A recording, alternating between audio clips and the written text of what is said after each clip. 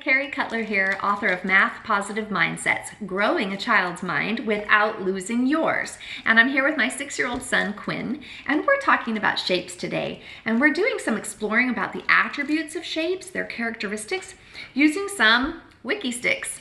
And I have here some shapes that I've just drawn on a piece of paper.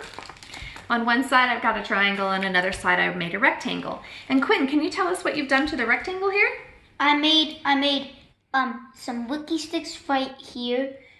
It has 1, 2, 3, 4. Okay. 4 sides. And how many corners does it have? How many quarters? 4. How many? You want to show them? Count. Let's count them. 1, 2, 3, 4. That's pretty cool. On this side, we've got a different shape. What's the name of this shape? It's a triangle. Okay. You want to cover it up? Tell me about that shape while you're doing that.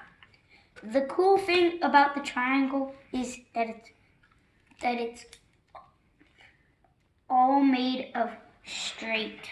There are straight sides, that's right. It looks like you're going to have to go around the corner with your Wiki stick. Yeah. That's a corner, and you're going to have to go around the corner.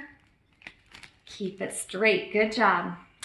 I hope you're having a good time building math positive mindsets with your kids. They really just need you to talk about math with them in a positive way. An activity like this is really open. It's just a chance for you to get the conversation going. Building vocabulary about sides and corners of 2D shapes is important, and it can be fun. So grab your Wiki Stix and draw a shape on a piece of paper and have a fun time building math positive mindsets with your kids. Thanks, Quinn.